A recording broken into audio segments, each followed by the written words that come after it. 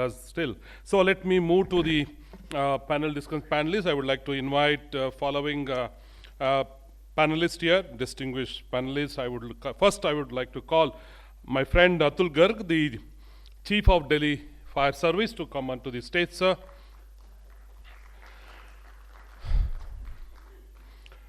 Shri Upendra Kumar, the Chief Engineer, Inspectorate Division, Central Electricity Authority, to come onto the stage. Shri Vimal Kumar, Chief Engineer, CSQ, Central Public Works Department, to come onto the stage. Shri Hemant Sali, the founding member of NFE, PWD Inspectorate Wing, retired Maharashtra, to come onto the stage. Shri Sandeep Nayak, again founding member of NFE and Radiant Consulting, Mumbai.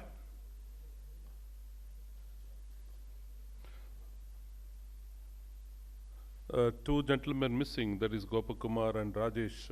I wish they were also part of it. I think a lot of questions to Gopa and he is missing. So you be there, I think we can ask you questions. So you can be with, very rare that you can be with participant. You have the maximum questions, you know, when we do every Saturday webinar, the question, we almost 25 to 50 questions we attend. So we have done 130 webinar, you can say 130 into 26 kind of questions that he has faced. So he has answer for all that. Let's see, sir. I'll first move on to Atul Garg, sir. I know you have time limitation. We'll try and cover up and relieve you by 5:15. Sir, the National Building Code 2016, which is strictly followed, and Delhi always stood one step ahead because I don't know whether it is because you are in the capital city or you had major cases like Upar Cinema and a couple of other major fire. I'll take Upar Cinema as one incident. Now we have Netflix is also running a series on Upar Cinema tragedy. What is the takeaway, or what is your advice to this audience about what caused, I know it's a transformer blast and all that. What do you think? Do you think that this kind of incident can happen any moment in Delhi, similar to Upar Cinema? How safe the cinema theaters in Delhi? See, not only the Upahar Cinema, there are so many incidents that is causes due to the electric failure or electric, we can say, default. Like Anas Mandi, I have in morning also I have told that Anas Mandi, this Mundka fire, this Bhavana factory fire, all fire, these all big fire are due to the electric default, you can say electric failure, something like that.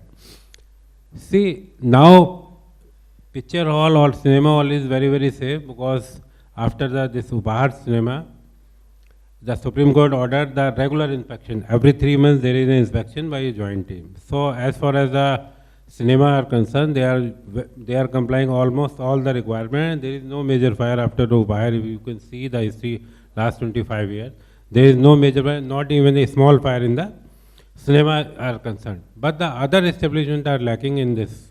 I must say, although I am one of the authority who are responsible for implementing the law, implementing other things, but still, the like fact is they are lacking. Area which are covered in the special zone area that are also lacking in this. Sir, audit, I know it's mandatory to do fire audit for every building. But do you take any role in asking question about electrical auditing also done? Do you demand for the certificate from the people? See, there are, we receive more than 100 calls per day and 60% fire are attributed to the electric fire. And now we are trying to bring a law that every year the occupier or the owner or the tenant has to carry out a electric audit, submit a report to us. That we are trying to bring it. I think very soon we will be getting it. And this will be implemented all across the Delhi NCR.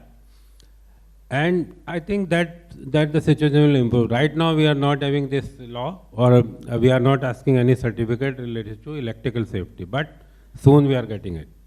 Oh, that's a good news to hear that at least 2023 the law or the act will come into place where electrical audit also report need to be submitted to fire department. Sir, question to Upendra Kumar sir. CEA measures relating to safety and electric supply 2010 is a rule for us. Still, IE rules 1956 is used in several places, including government documents. How do we stop this? People misinterpret the regulations quite often. Is it possible to make a guide or a handbook to use the regulation? No, actually, when the Act came in existence in 2003, it's Section 185 2C clearly says that till the notification of the safety regulations, IE Rules 1956 will remain in force. As soon as the regulation is notified, it will stand repealed. In this connection, we have issued the we have informed each and every state governments and who are the stakeholders in the power sector that this is the situation, and now instead of 1956 you have to follow the safety regulations, measures relating to safety and electricity supply regulation, which was, I think, some way back in September 2010 it was notified, 20th September 2010 I think. So, but it is true what you have said it. We also still, even the government departments and the most advanced states also, which we sometimes come across, that they are quoting the 1956 rules while inspecting and approving the energization, releasing the energization certificates to the installations. When we come across such type of the things, we also discuss with them then what is the means how the 1956 rules you are being followed. Sometimes they say that because most of the people are familiar with this, though we are doing everything under the regulation, but sometimes we quote this name. So then we issue the advisory also that please stop doing this thing and you have to quote the regulation itself instead of 1956 rules. And the very recent case is from the UP state itself, under which they have issued the safety certificate for the lifts by stating 1956 rules. My God. So that is, I think, yes, but we have to educate the people, and the seriousness is basically if the people administering the rules or the regulations in the departments who are responsible for the administration of these rules and regulations, if they themselves don't, take due cautions about it by writing and issuing the certificates, then what we can expect from the general public. So definitely there is some, sometimes there is a lack of awareness, but it is a continuous process. We have to make them to understand and that the right things has to be followed. You mean to say the awareness is lacking with the consultant or the developer? Who lacks the knowledge? No, it is the responsibility of the basically, because the administration of this regulation is lying with the state departments. So it is their prime responsibility that they have to, wherever they are quoting the such kind of the provisions, they should quote with the right language. They understand this, that is they are doing under the regulations, but sometimes I don't know whether they misquote it or whatever it is, but when we discuss with them, they say we know it and everything, and we are basically doing everything rightly under the regulations only. But as a chartered electrical safety engineers, do you have any power to do an inspection and give them the notice to withdraw the power, probably disconnect the power to the building? Do you have such power? No, each and every state government or the central government electrical inspectorate offices, all the electrical inspectors are basically has this power to issue notice if it is not in compliance to the regulations. To issue a notice, giving the notice for the 48 hours prior notice, and then they can recommend for the disconnection of the supply if it is not in compliance to the relevant provisions of the regulations. Great, great. Thank you, sir. Question to Vimal. You have a question to Pendra Kumar.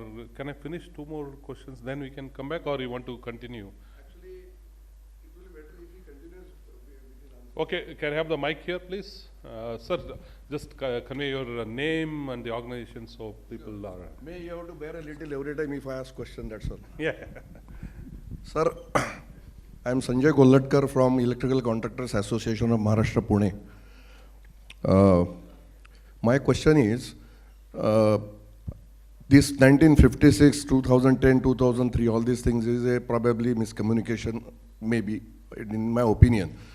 Like in industries or many other organizations, there is every now and then there is a upgradation program or say workshops for the people, refresher courses and all that. Do you undertake such courses for for your technical employees? Not exactly courses. Basically, we do conduct workshops. Wherever our members from our team visit any kind of installations, whether it is of the oil industry or the CPWD installation, which is at a consumer level basically, not at a very high voltage level. Sometimes with other generating departments also, NTPC and But then we do the workshops. But then are you emphasizing on them about the changes in the act and all these things? Because as he was saying, still somebody is quoting 1956 act and all those rule and all those things. So that should not happen in that case. That is putting 1956, referring to the 1956 rules. I already clarified it. Yeah. It is with the state government. I mean the persons who are responsible for ensuring the compliance. These are the electrical inspectorate departments of the state governments. Okay. It is not those people like consumer side or the supplier side who are referring to this. It is basically, I have seen this name, IE rules 1956 in their safety certificates. Yeah. So that is what I have mentioned. As far as the supplier or who is the owner of the installation, they normally refer the regulations. They do their installations as per the provisions specified under the regulations. And I have a last question for you. Yes, please. Regarding the Chartered Electrical Safety Engineer. The clauses I have seen for a Chartered Safety Engineer and all that, that 65 is the age limit. Then they are allowed to take certain fees for the testing and all those things. Now what I feel is what fees and all those things I saw when the things papers reached me. It was they are supposed to charge some 5,000 rupees or so. Now charging just 5,000 rupees for installation is not worth. Basically because the person who is going to test has to have his own equipments. Those equipments will have to be calibrated every year from the government official laboratory, NABL or all, whatever the certifying authority is there, which costs a lot. Thirdly, you need to appoint expert. Not only chartered safety electrical engineer will do everything. He will have one or two good assistants, because the testing will have to be done both ways most of the times. So in that case, the fees which are being recommended for the chartered safety engineer to take from the client are very meager, considering all those things. So would you be able to do a rethought, take a rethought on this, recall on this, and do some changes afterwards?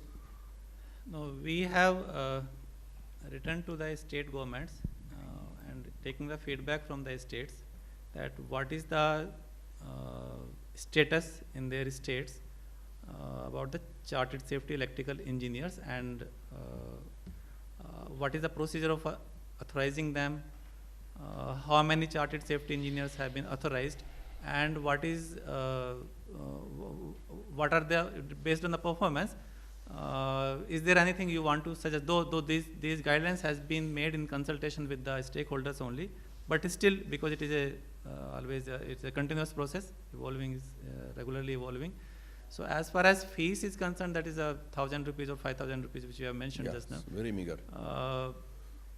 Basically, it is written that is for a testing. Testing means is a single test, a single instrument, equipment has many tests.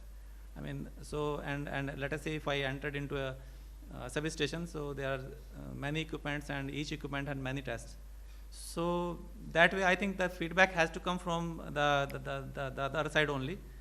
Then there has to be a categorical mention about it. It is So that categorical. what will happen, many people will get encouragement to become a chartered safety engineer, and that will improve on the overall inspection of the system. That is the basic thing, because money runs everything. Frankly speaking, money runs everything, let us accept that. Surely, but I think the testing fees only which have been specified, there might be, I think, maybe based on the negotiation of the chartered safety like engineers with the owner of the installation, there may be fees for, certifying the installation also, but that is not specified in the guidelines. It is only for the testing purpose. Okay, thank you. But if it needs to be revised, it has to be, some feedbacks to be from the other side only. Okay, Thank you, sir. let's move on to Mr. Vimal Kumar. The CPWD technical documents are used by various state governments and organizations like metros. How frequently these technical documents are updated, and what are the future plans, sir? Yeah, thank you. Good evening to all. Actually, there is a large number of specifications or handbooks, you can say, which the CPWD is having, and it's a continuous process, basically. Many times, there may not be a total change of the specifications, but the specific issues which comes up during the period are issued as an amendment. But nevertheless, since now we are discussing NEC 2023, there have been changes also, and I think Mr. Gopakumar also mentioned that CEA regulations are also going to be notified soon. So we are also in the process of amending, or rather total revision of our specifications pertaining to internal electrical installations, external electrical installations, and besides some parts of the substation or the DG sets will also be amended. So we are always open to the suggestions or inputs which come from various field units, even the other departments or the manufacturers. And let me tell you, it is a continuous process, and particularly since the technology is also changing very fast. Now the rules and regulations are also taking cognizance of the various requirements, and they are also coming up now. So we are also aware of all these, and we are in the process of changing these aspects in our related specifications. Of course, we also handle civil, architectural, and horticulture part also, and that is also a continuous process. So we are always in the process of taking note of whatever changes are there, new technologies, let it be energy efficiency norms. So we are taking cognizance of these, and we are in regular process of updation of our specifications. Thank you. Thank you, sir. Just for my learning, is CPWD such a large organization like EAL and other thing? How many projects do you think that in a year you people executed? To be very frank, the value-wise, I can tell you for sure. I think this year we are targeting for 20,000 crores workload on a per annum basis, and the number of projects actually in hand would be like nearly 2,500 or so. Which varies from smaller values also, and huge values also. Everybody knows that CPWD is now doing the Central Vista project. Of late, we had just awarded the huge contract of nearly 3,500 crores, and there are still more works coming up. So the construction and the maintenance both are taken care of by CPWD. So that is a good part. Not only we construct the various projects, which will include hospitals, offices, colleges, IITs, IIMs all over the country, but we are also available for taking up the maintenance part also, which is a very critical part. Once the building is over, the things have to be taken care of.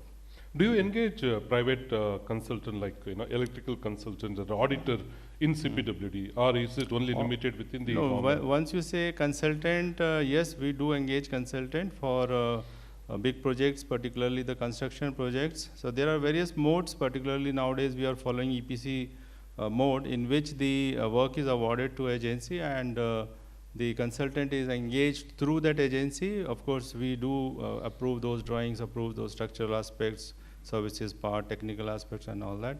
So there are all types of modes available with us, depending upon the type of work. We have in-house expertise also. Many of the works we can handle in-house also. So there is a huge engineering cadre available with us, which is available all over India. Mm-hmm. Okay, thank you, sir. Thank I'll you. move on to Mr. Hemant Sali, sir. Over to you, sir. So in public distribution, we find a lot of violations of the regulations. Who is the appropriate authority to initiate action? Is it by the police or by the electrical inspectorate or the distribution company?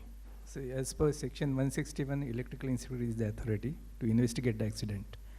And he will investigate the accident, find the root cause of accident and report it to the concerned company owner and police as well. So Okay. police may proceed further with action.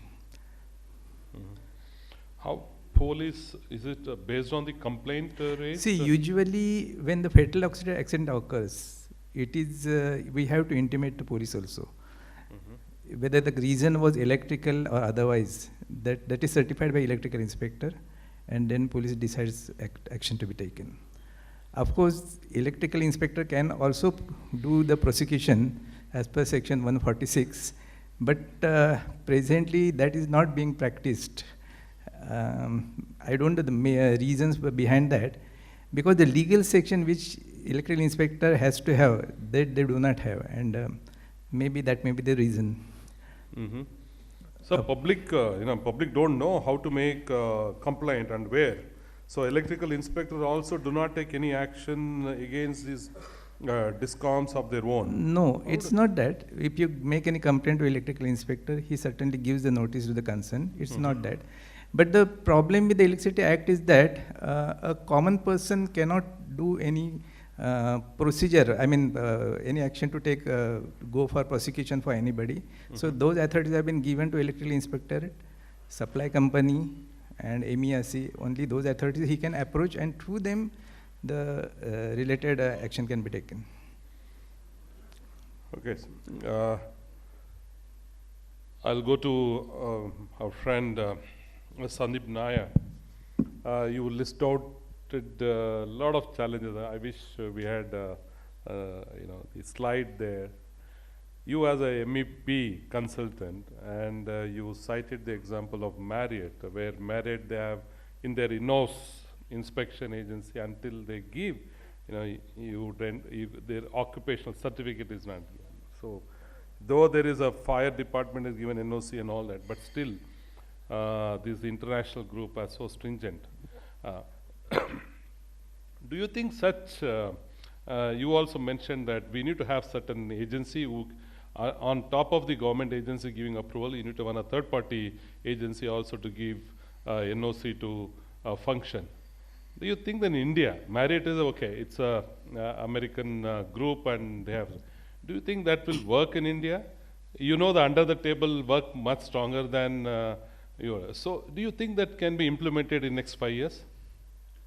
See, one thing we should understand, when we go back to 2002, 2005, every office, consultancy or architecture office where surveying with 10 projects, they used to meet their bread and butter and comfort.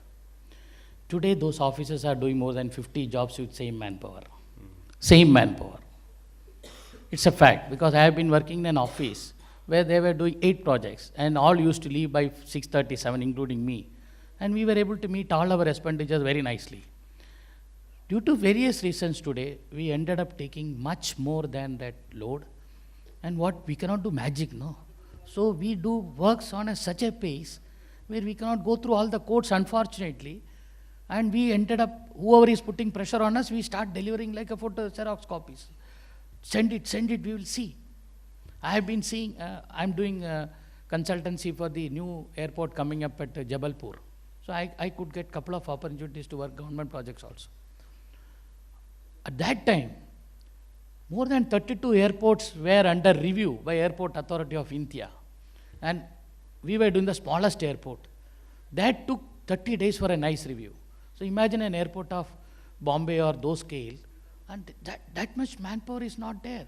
And we were working, thanks to Airport Authority of India, Saturday, Sunday, because every 15 days, the GM used to get a call from BM office, what happened to this project, what happened to that project. Thanks that there is a follow-up. So there's a shortage of resource to cover up everything. So there are going to be missings, there are going to be laggings, which you cannot stop it, because the construction quantity has multiplied by 50 times, 70 times. You know, at 2005, 10 lakh square feet single building was a surprise. Wow, 10 lakhs building mall. When we were doing a 10 lakh square feet mall, everyone in my office wanted to do that project. Today, 50 lakhs, okay, dekhte. And 50-floor building was supposed to be high-rise, top of the town building. Today in Bombay, we talk 80, 90, everyone and anybody is. And second thing is, fortunately or unfortunately in our country, for a consultant, there is no need to get any approval, or I don't need anybody's approval to become a consultant. Yeah. I can become a consultant. Not necessary that I should have been done those kind of projects in the past, or I have the knowledge to do those projects in the past. Not necessary. If I know the developer, karte na sir, milte. Ho gaya. No, maybe because accountability So does not exist. so there has to be, in all the, similar to the way we are developing codes and meeting the latest trends, there has to be workings in all the front. Like Dubai, I cannot do a 50-floor building. I cannot do. Say there's a do 10th floor and come back to me. Let me check what have you done on 10th floor, and then we will see whether you do 20th floor or not. Then we will see whether you do 20th. And accountability is very important. I have done I'm not taking much time. No? Yes, I have done a resort project in Oman. Same course is there in India also. We went ahead and finished it. There was a review by an auditor and found I have messed it up. Simple. I have used the same air handling for kitchen and restaurant. So if you are supposed to use kitchen and restaurant, the class of air is considered as kitchen, level 2.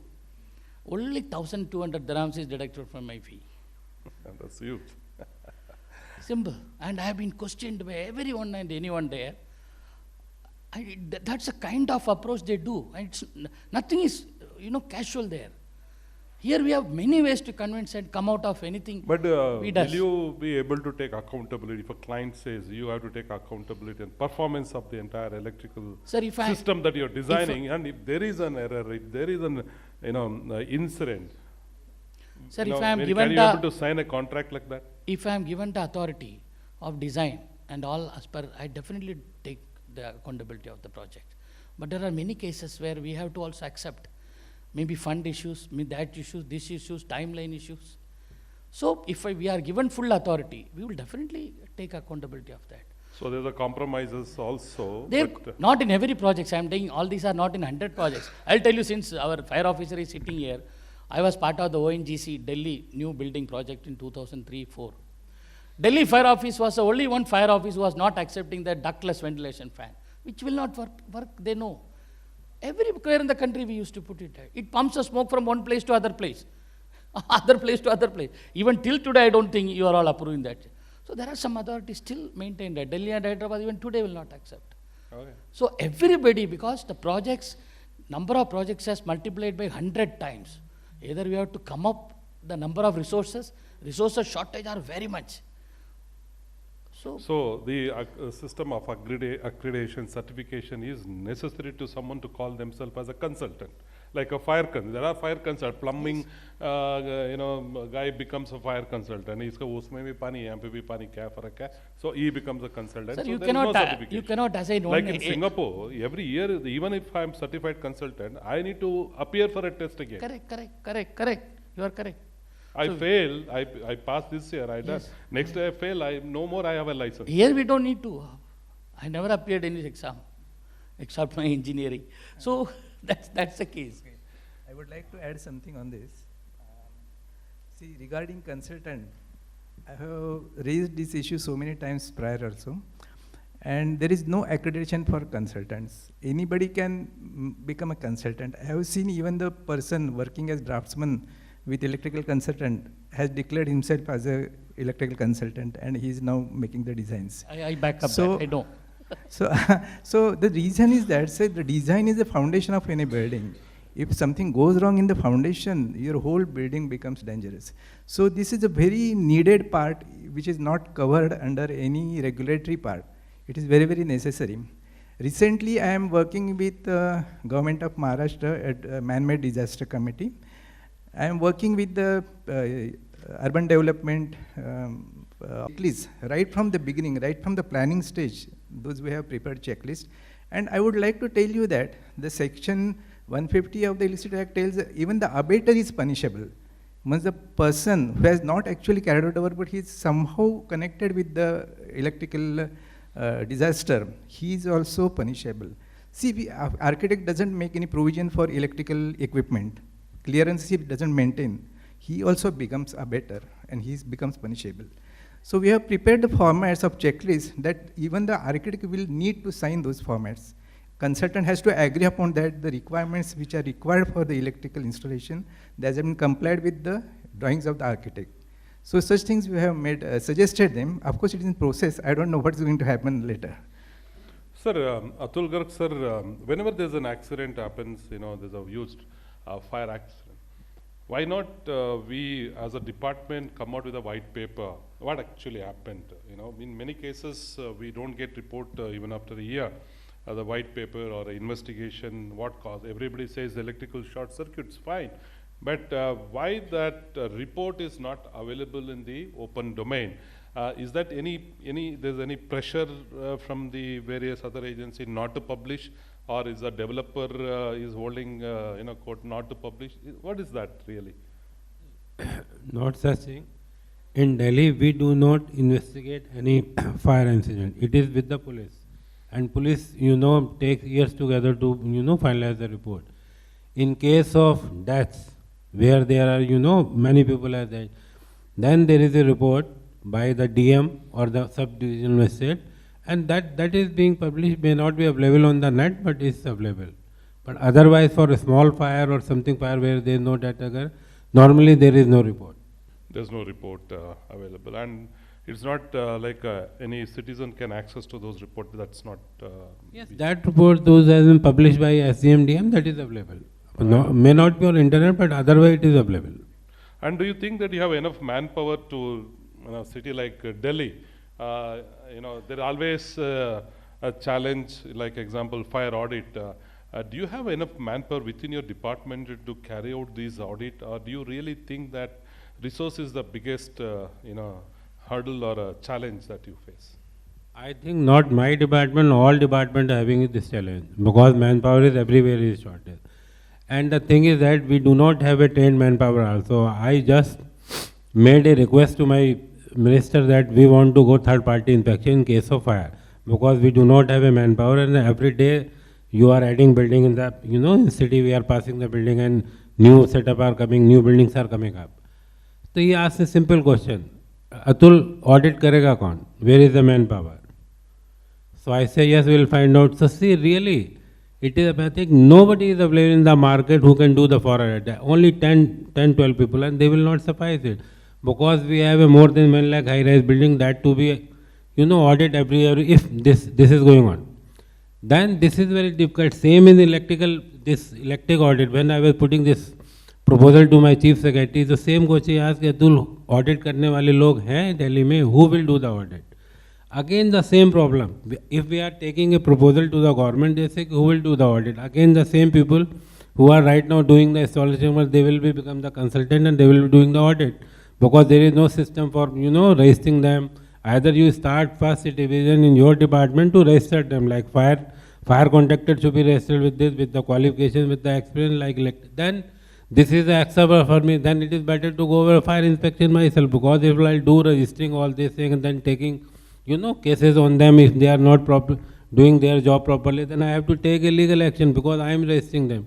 So this is a cash situation. We do not have a system to, approved vendors, something like that. CPWD is doing a little bit and the PWD is a little bit, there is no other authority is doing it. So this is really a tough challenge for all government officers, not for me, that you never get a trained manpower who are authorized, who are well trained to doing the firefighting job, to doing the electric job. See, there are few companies, but they cannot take all the job. Like my friend was telling, see, the workload is too much. and the person who can do the job rightly is very, very less. So this is a, present circumstances where we have to live. So our country with 1.3 billion population, and we are shortage of manpower to do the audit or inspection or impose the regulations. So very funny situation. We have people there, but we don't have manpower. So good. Now I'll throw the forum open for people to put their questions. I think you are the first person to give me. So question. I will give the mic to you, sir. Can I have the mic? Shonali, can you have the mic spread across? Yes, sir. Thank you. My name is Manish Agarwal. I work as a chartered engineer with the Institution of Engineers India. So my question is to Upendra sir. We have been discussing since morning about these codes and standards, National Electrical Code, NEC 2023. And so it is very good. 1,600 people have worked and they are making the codes and standards. But my question is that it has been said that the necessary standards, wires, cables, and the MCBs, RCCBs, etc., they are not available in the market. Like class 2 is the standard, and while class 5 is available. So I mean, this is a very bad situation, and under this situation, certainly the electrical safety cannot be ensured. Because if it is not available in the market, how will the construction people, how will they get the right material? And secondly, the manpower, the requisite manpower, trained manpower, the electricians, they are not ITIs, they are not properly trained and they are not aware of these standards and codes. And even if they are aware, sometimes I feel that the third problem is that there is problem of corruption or underhand dealings. Whenever we go for the NOC, fire NOC, electrical NOC, there are underhand dealings and we get the certificate. There are shortcuts. So everybody knows about it, but nothing is being done to. So under this scenario, it's very difficult that India will have this situation of electrical safety. We cannot ensure electrical safety under this, and neither the manpower nor the equipment or the material is available of the right quality, and trained manpower is also not available. So you saying that India cannot become an electrically safe country with this given situation? Yeah, these are the realities, and on the one hand, the codes and standards are being made, but enforcement capability is not there. Implementation mechanism is not there, and there are shortcuts, nepotism, and corruption. That is also a problem. We take shortcuts, and we are used to. Mindset doesn't change. We are having but how to change the mindset of corruption and underhand dealings, and to take the shortcut? How do we change chalta hai attitude? Yes, sir. Upendra. Yes, thank you. Agarwal Sahab has put up the question and answered the question by himself. So the only thing at my part is how to change the mindset. That is the only thing which is at my part now. Yes. So to change the mindset, it is the only, we have to educate people to the grassroots level, starting from the people who are responsible for administration, and to the grassroots level, we have to educate each and everyone. You see, we are very good at education. I think world-class education is available with us. Our IITs, NITs, I think they are world-class education is available. But I'm sorry to say, we are very much good in clearing the exams. We are very much good in clearing the papers. Just I want to quote personal experience with you. My son was doing engineering from the IIT Delhi. When I asked him what is in his third year, when I asked him, could you tell me how much is, if you put a voltmeter in this plug, how much it will read? So he told me that he don't know how much it will read. So that is education wise is very good, but the practically is zero. So I think Sandeep sir has he has when he was delivering his presentation, he suggested that these things should be made a part of our curriculum. If we want to inculcate the habit of doing the safe things right from the beginning, it should be our habit, and that will come only through when we start doing it right from the very early stage, and we have to make it a part of our curriculum. Depending on what is the, level, it has to come in our education system right from the beginning. Though he has mentioned that these codes should be exposed, the student should be exposed to these kind of the course in their third year education. Correct. But At I least in believe the it should be as early as final possible, year. even when he's, allocated the this discipline, which discipline he is pursuing.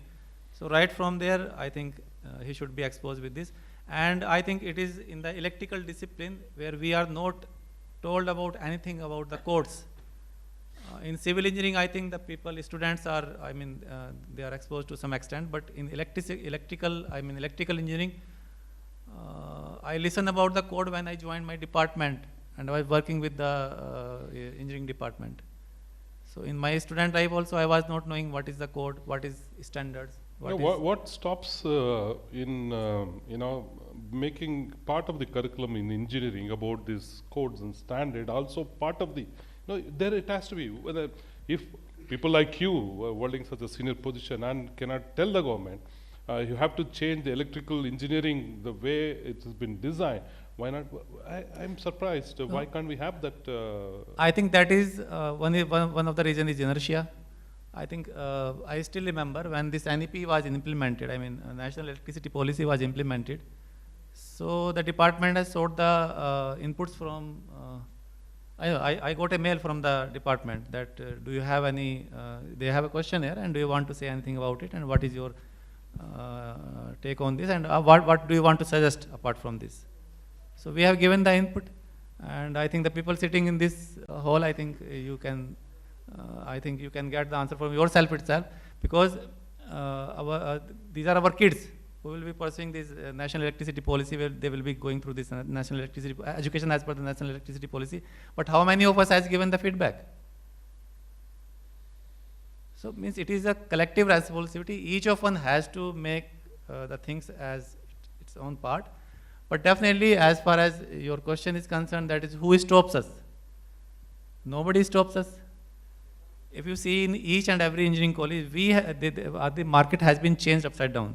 There are various new disciplines which has come up in last 5 to 10 years.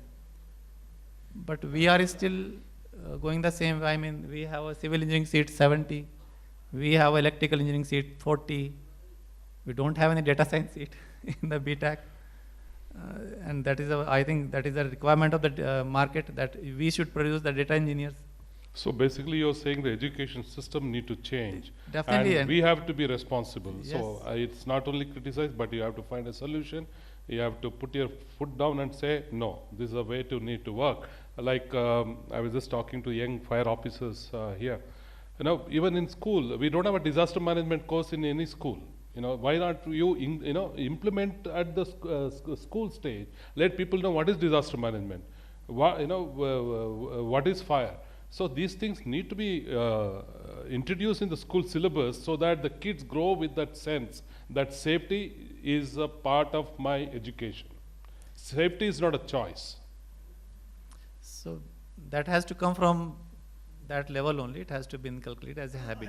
But I think that besides the logistics is a constraint, but it requires a mindset change. Like we have to reverse our mindset, because we are used to getting the things done the wrong way.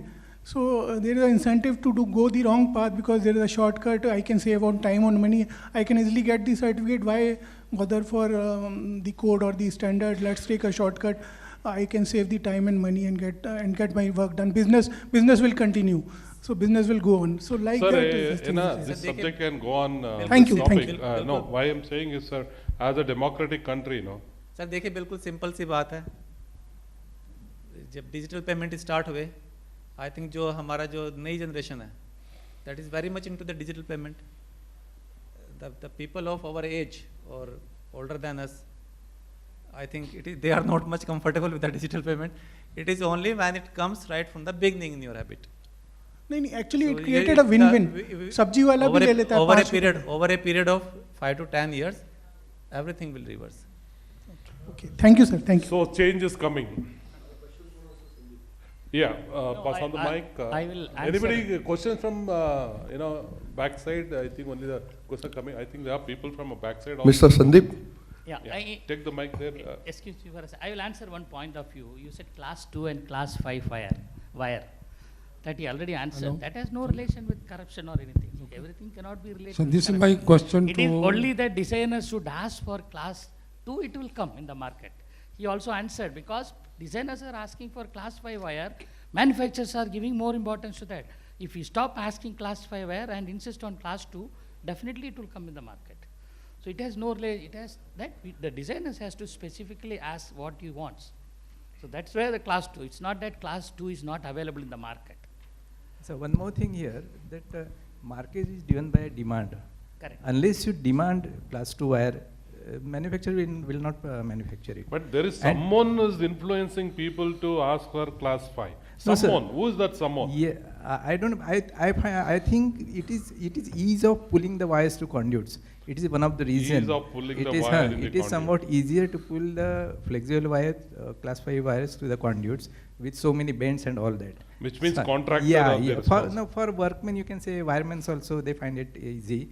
That could be one of the reason. But another thing which we are talking about mindset, like Sandeep said, accountability. Accountability is very, very important. Now, since this NEC is going to become a mandatory part, and when it will be seen that the mandatory part has not been complied with, and someone is held responsible for that, certainly your demand for class 2 wires will immediately start. So like sir said, it will take some time, few years. So like that it will happen, and certainly things will change. And fire engineering has become part of engineering now. Baroda universities and all started offering one engineering degree as fire engineering. Plumbing, it's a matter of time and someone has to push, it will definitely come up. It has to Okay, come. we have many people to ask questions, so Yeah. we'll Yes. give chance to others. Mr. Sandeep, Sir. you said that plumbing has now been incorporated No. in engineering curriculum. Correct, correct. I would like to know, because we had in our ET20, we had a discussion on this, that the NEC and all these type of things should get incorporated during the college, education only. So what really you did that the syllabus was included in engineering, because as far as my knowledge goes, it's a policy matter, and the inclusion in syllabus and all those things are being done by NCERT and all these authorities. So what exactly has been done? Sir, So one change I have witnessed, at least for past 10 years.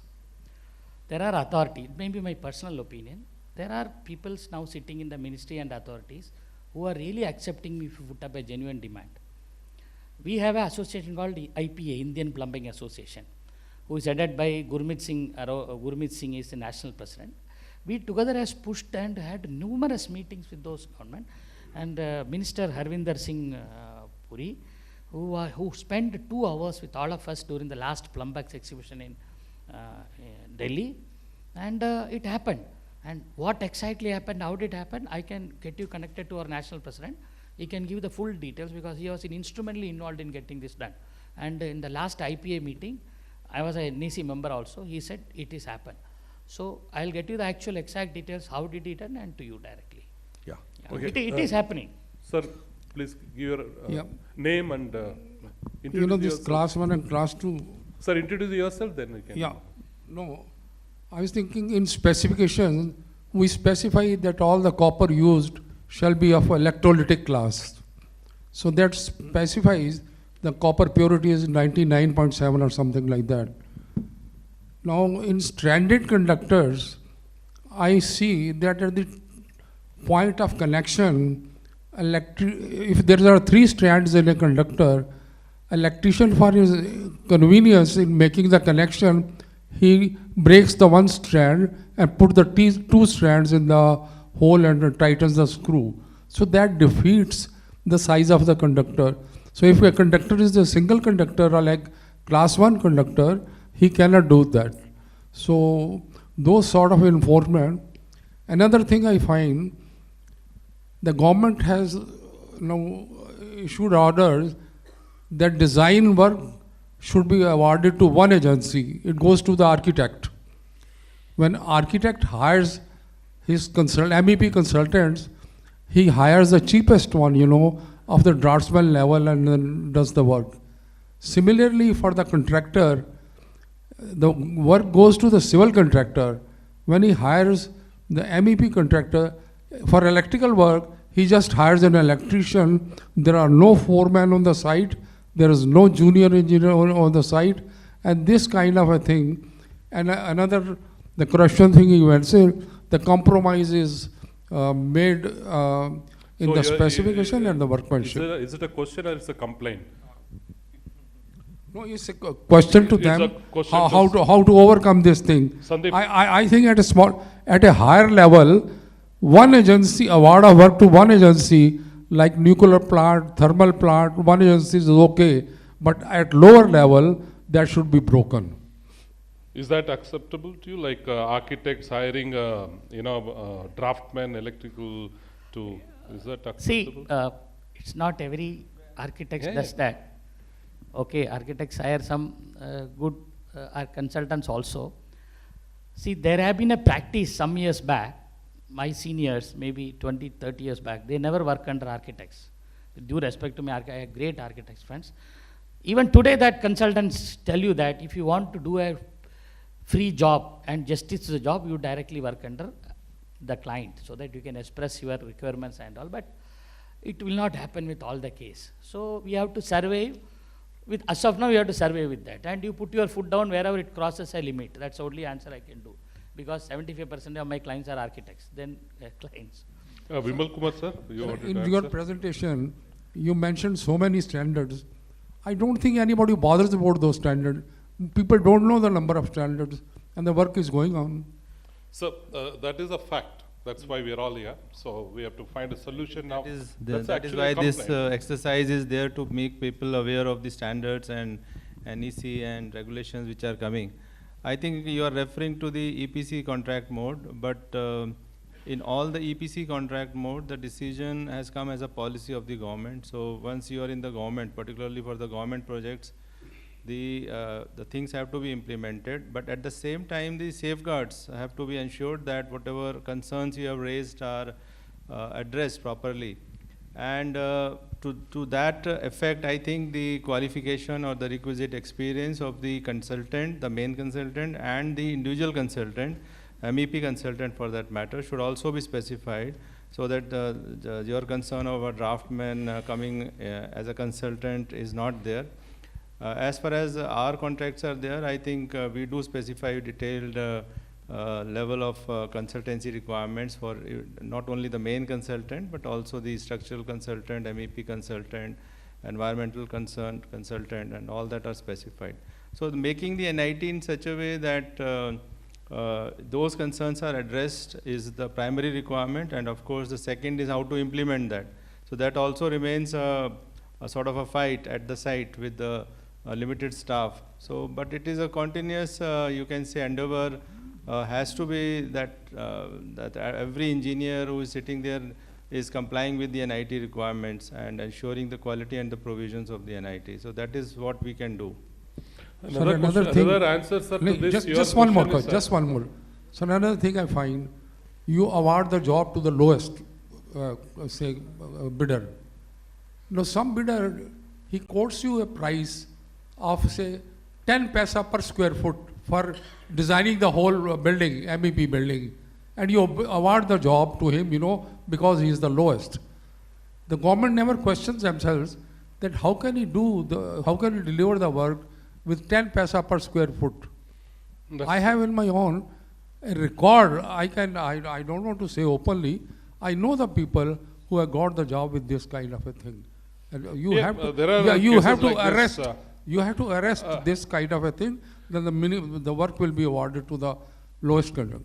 It's a Herculean task to change by saying L2, L3 also need to be rewarded and awarded and all that. Sir, basically it's all will, sir. I want to learn. I want to hear. Like for this, we had 700 registration. We've been campaigning about this seminar since last 30 days. and we paid for 250 people, 275 people food, and we have only 120 people. We wasted so much of food. And it's an organization which need to take a call that my employees should go attend these kind of conferences, enlighten themselves. And how much you do, sir, that will now to, hum honge kamyab ek din. They have to come forward. They have to be here. They have to be here. This is a free. We are not charging for the. How many people have turned up, sir? So the mindset, as you said, it's a mindset. That learning is a constant. That I need to send my engineering student need to attend these kind of. How many parents encourage children to go attend the conferences? So it's an ego that comes between learning and a personality. What will think? I'm going to a class. Like I know everything. So that is again a mindset. So learning, willpower is required to break the ice, saying that, okay, I will award to L2, L3. Even the guy who win L1 with 10 rupees per square feet, is it competent enough? So there should be an agency. It's all about the system that need to change. Together we can do that. In isolation, taking up this question and asking the panelists, what will they do? They can give you answer, yes, it will take some time to change. But you as... Yeah. CPWD is a very sort of a historic organization. I don't know whether you know it or not. It's 165 years old. And this problem we have encountered earlier also. In fact, we had changed our rules also, that anybody quoting less than 25%, the tenders will not be awarded. So what happened is that the people went to the court, and the honorable courts decided that you can't put such a condition. If he is quoting low, his performance is to be watched. I mean, that is whether he is performing within that cost or not. Now, if he is performing even with loss, now he is quoting low for whatever reasons. He may be having idle labor, he may be having surplus material, whatever. He just wants to keep himself busy. And if he is quoting low, but at the same time he is performing, what is the ground for not accepting the tender? So that court quashed our orders of not awarding the lowest below 25%. So we had to withdraw that order. So that is the legal position. Now the thing is, if somebody is quoting very low, you can't stop him. But at the same time, he is not performing. There is a procedure of blacklisting him. That can be done. So then he is compromising but with the law is that you can't stop person from quoting low. That is the law. You can't. I mean, until and unless somebody wants to do totally free project. We can't stop somebody is doing a free project. Anyway, let's move to Krish, the youngest consultant in the country at the age of 21. He passed London electrical engineering, and he's here. He's traveled all the way from Mumbai. So let's hear from him. Thanks, Mr. Dominic. My question to the lovely gentleman here is: there are often very simple requirements that your electricity supplier does not meet, like having an earth terminal on the premises, having a double insulated meter tail, having properly IP rated enclosures. So as a consultant, as an engineering technician, what can I do by any power that is bestowed upon me, by the CA regulations, the Electricity Act, any specific law, to take action against them? Because at the end of the day, without something like an earth terminal on my premises, I'm never going to achieve a safe installation. Then I have to go for earth electrode, which might not be possible in a high-rise building. So what can I do to tackle this very practical problem? Thank you. So who will answer, sir? Yes? Actually, I think Krish. I understood. His question is regarding having, exemplary question is regarding having an earth terminal as the consumer premises. That's right. I think, okay. So this is a responsibility of the supplier. You don't have to punish anybody. I mean, you don't have any power to punish anybody. It is the responsibility of the supplier to see whether the requirement has been fulfilled or not. It is clearly stated in the regulation that the supplier has to make it sure. Right, but when it is not being done, what can I do? No, it is basically, that's why the check and balance is there. I think installation, whether it has been done as per the rules or regulation, that is there is I think a kind of certificate which has been produced by the contractor who has implemented the things as per the design to the electricity department, I think through the inspector. to the electricity department, and then only the supply has to be begin. There are, like sir said, there are provision. It is a regulation 16 you are talking about, providing earth terminal at consumers' premises. So that complies with TNCS system. But these things are not happening. I don't know about Mumbai, but in most of the places in Maharashtra, that earth terminal is not being provided by supply company. And many times accidents are occurring because of that also. But like I told you, as a common person, you can only approach electrical inspector, and electrical inspector can serve the supply with the notice. And if it is not complied with, if it is in contravention with the existing regulation, that is punishable under section 146. So that is the right process that you can follow. So it's basically to approach the electrical inspectorate then? Yes. All right, Okay, thank you. next question, Thank you. please. Introduce yourself and put the question to the person, if you Sir, can. I'm Rajan Bhardwaj, and I'm from Smart World M3M Group, and I'm also into contracts and procurement. So as sir was asking about L1, this thing. So my advice is to have a pre-qualification of all the vendors before getting the quotes, so that we can eliminate all those which cannot qualify our minimum criteria. So we will be able to get only those vendors, those contractors, which are capable enough to execute that job. So this is one advice. Okay. I'll answer. See, pre-qualification is done when I was in PWD. We used to give registration for electrical contractors. The person, if have electrical license, then also he cannot take the work unless he got the registration. And for registration, there was criteria of the works he has carried out, quality of work, different types of works done. So in accordance, we used to give the registration. It was in 5 different classes. So it is already there. That is, yes, that's true. So another thing is, sir, in general, mechanical and plumbing, these are generally taught in civil engineering, and electrical is a different branch. So when we talk of MEP, it's mechanical, electrical, plumbing. So in general, these are 2 different divisions. Mechanical and plumbing are of civil engineering, and electrical is a different entity. So what is happening is, in general, most of the engineers executing the job at site are either electrical engineers, who are generally called MEP engineers.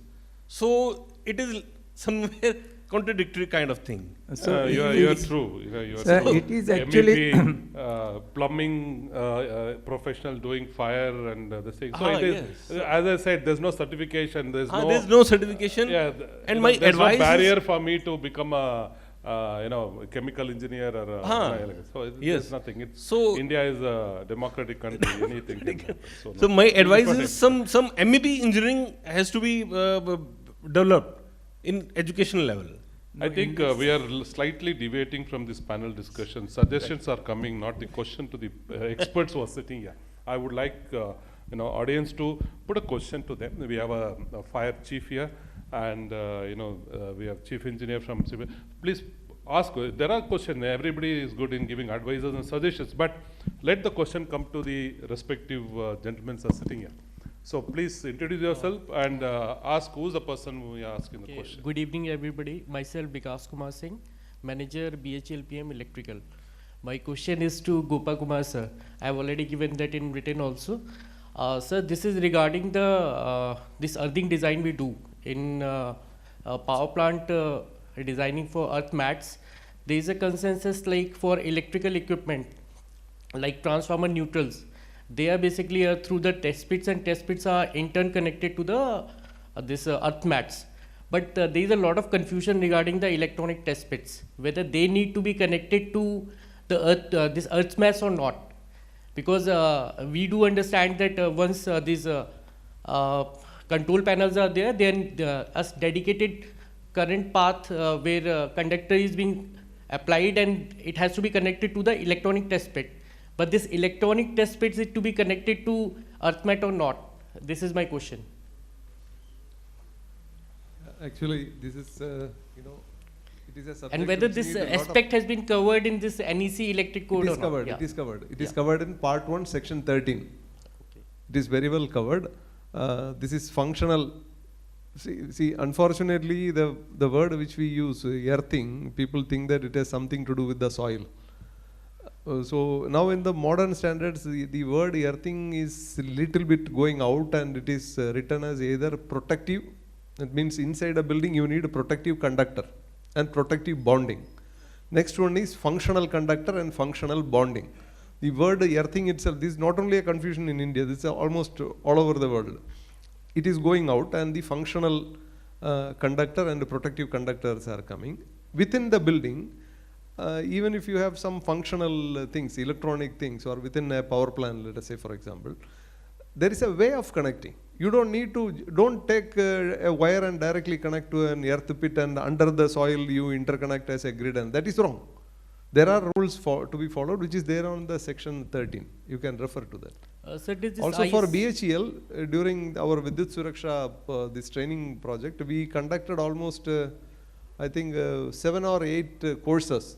And lot of, about 300 plus engineers from BHEL participated. Probably your training department is also planning to have more courses. We can explain this to you. Okay. Thank you, sir. IS 3043 and IEEE 80, does this cover this aspect also? Electronic earthing? IS 3043, 100% it covers. Number 2, IEEE 80 is not a standard, please understand. It is just a guideline. Okay. IEEE makes standards. Standard means it's mandatory. Then recommendation, that means you can opt for it. Then guide. IEEE 80, if you read the heading, guide for earthing of substations or high voltage substation. It is a guide which supports one of their standard, one of the IEEE standard, because that particular standard require an earth grid in soil. So you can apply the recommendations of this guide to make that particular grid.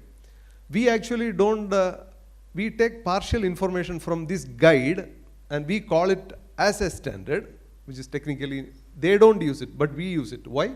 Because there are companies, those who are making softwares, beautiful software, you provide the space, soil resistivity and all, then you get the picture and you make the grid as per this particular software. These companies made it as a habit for every electrical engineer, even if you have a 230 volt system, do it as per IEEE 80. There was in CEA, I think during 2017, there was a team of the management of IEEE came. They made a presentation because they wanted to make some small things into the regulation, which is maybe trying to influence or something. So they were trying to push NESC, National Electrical Supply Code, which is an American code, something to be included in India. So in that meeting, I had an opportunity to make a presentation. To their management, I told them open that you have a guide and all Indians are taught as this is a standard by your own companies, American companies. And finally, we are like slaves. We buy everything, make a grid and dump everything into the soil. And we are not following your own standard, neither your standard or nor our standard. So we are actually made, it is a kind of fooling the whole engineer. So IEEE 80, I would say, please note that it is a guide. If you wanted to make a grid in soil to reduce touch and step potential, then you have to make it. But another information, in the IEC, which is already become an IS standard, IS IEC 61936 part 1, a new system has been implemented, a part of which is also included in the National Electrical Code, which is called as Global Earthing System. If you make a global earthing system, which is applicable for any large building, like your factory, let's say a big factory or your power generating station, you can make a global earthing system. You don't need to measure touch and step voltage. That is also written in the standard, because you are interconnecting every metal part together. As a result, there is no touch and step voltage existing.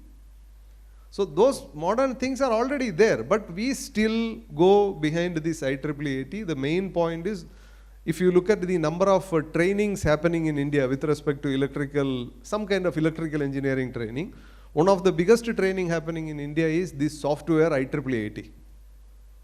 And it is paid 20,000 rupees, 40,000 rupees to learn about this software, which is absolutely not required.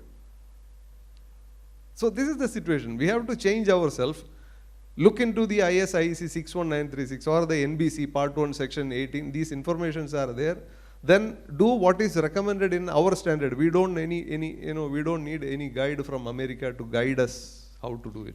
Sir, but various customers do ask for Can you do this IEEE. interaction one-on-one? Yes, Because correct. we have dignitaries want to Thank you. move. Hello. So I'll take the last question. I'll take it from the last. Okay, one Yes, sir. lady voice. Yeah. Hello. Yeah. Good evening, everyone. My name is Akanksha, and first of all, I would like to give thanks to all of you because I'm feeling I'm very fortunate to be a part of this conference, and I came here to gain wisdom from the esteemed member of this conference and share my experience also. So I am mechanical engineer, and I did my management from Indian Institute of Management, Ranchi, in 2015 as a energy management I did. So I have experience in a mechanical engineering. I know more about in mechanical field, but I don't have that much knowledge in electrical engineering. So I came here just because of I want to gain knowledge, and I want to know more about this field, right, sir? So sir ने जैसा अभी बताया था अपने बेटी के बारे में कि IIT दिल्ली से अपना इंजीनियरिंग कर रहे हैं, I think, am I correct sir? तो सर जस्ट मेरा क्वेश्चन ये है कि जिस तरह से सर ने अभी बताया कि उन्होंने कुछ क्वेश्चन किया कि आपको ये भी नहीं पता था, that is a very small question, I think so. तो सर मैं उस चीज़ का एक छोटा सा रिप्लाई यही कहना चाहती हूँ कि अगर हमारे अंदर किसी चीज़ को सीखने की इच्छा है, आकांक्षा है, तो हम उस चीज़ के लिए हम उसको एकदम लोएस्ट वे में देखेंगे, उसके रूट कोज से ही हम उसको स्टडी करेंगे. अगर हमारे अंदर इंटरेस्ट नहीं है, क्योंकि हमने भी देखा है कि अगर हम IIM के स्टूडेंट हैं तो हम अपने अंदर लगेंगे कि नहीं हम तो मैनेजर ही हैं, हमने तो एंट्री जो हमने किया है आफ्टर डूइंग कैट और एंड ऑल, इसके बाद जो हमने एंट्री किया है अब तो हम मैनेजर बन ही गए हैं. जब तक हम अपने आप को खुद हम कहते हैं कि सिस्टम में प्रॉब्लम है और जो भी है पॉलिटिशियन प्रॉब्लम है या जो भी हमें लगता है, हम इस चीज़ को फील करते हैं कि ये है, क्या हमने कभी अपने आप को सोचा कि हम क्या कर रहे हैं? एक्चुअल में हम लोग बहुत सारी चीज़ों को हम देखते हैं कि हम यहाँ पर हैं, ठीक है, नो डाउट हम कॉन्फ्रेंस के में बातें कर रहे हैं, टेक्निकल बातें कर रहे हैं, definitely it is good because we are more technical, और हम देख रहे हैं कि सभी लोग टेक्निकली फील्ड में हर उसमें जा रहे हैं, राइट सर? तो जो हमें कहना है, मतलब मेरा जो क्वेश्चन ये ही है कि जब तक हम अपने आप को नहीं सुधारेंगे तब तक हम कुछ नहीं कर सकते. अगर मैं अपना एग्जांपल लूँ, मेरी एज बहुत ज़्यादा नहीं है और मेरे 2 किड्स हैं, और इसके अलावा मेरे हस्बैंड DRDO में वर्किंग है, is a scientist in DRDO, civil engineer हैं. तो सब हम अपने आप में हम देखते हैं कि हम अपने बच्चों को या खुद को, सबसे पहले हम अपने आप को खुद को संभालते हैं कि हमें अपने आप में अगर हम खुद काम अच्छा नहीं कर रहे हैं, हम अच्छे से, क्योंकि हम कितना भी हम बच्चों को बोल दें या किसी को भी स्टूडेंट को बोल दें कि बेटा ऐसे करो ऐसे करो. Yes sir. Actually, that was just I just given a yes, example. Sir. Yes, sir. But actually, what is your question actually? Sir, हमारा जो क्वेश्चन है वो यही है कि जिस तरह से आपने बताया कि स्टूडेंट, यहाँ पर जैसे बात हुई थी कि स्टूडेंट को ये आना चाहिए, इस तरह से आना चाहिए, ये चीज़ इसमें मतलब आप लोग कह रहे हैं ना कि ये चीज़ होनी चाहिए, यहाँ पर वो नहीं मिल रहे हैं, मतलब काम करने के लिए एम्प्लॉयज़ नहीं मिल रहे हैं, या फिर ये जो L1 है वो L1 को ही सपोर्ट करना चाहिए, वो सब चीज़ें हम जैसे जज कर रहे हैं या सुन रहे हैं, उसमें हमें यही फील आ रही है कि इंडिया में प्रॉब्लम नहीं है. अभी मेरी किसी सर से बात हुई थी बाहर, तो उसमें हमें यही पता चला, उन्होंने कहा कि मतलब इंडिया में जैसे हम देख रहे हैं कि इंडिया में सिर्फ चीज़ों को कि सब कुछ तो बाहर आउट ऑफ इंडिया, मतलब बाहर कंट्री वाले कर रहे हैं. इंडियन इतने पुअर हैं क्या सर कि वे लोग अपने आप मतलब इतना कुछ नहीं कर सकते हैं? इंडियन ब्रेन में कोई प्रॉब्लम है क्या?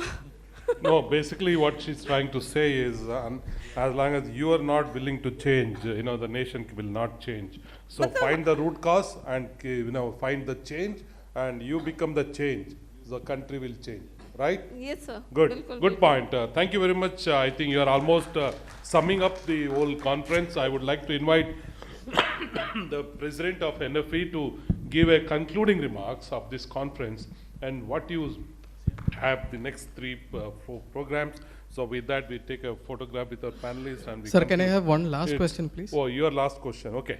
So But very be very brief. crisp, very crisp. What is the cost of an Indian life?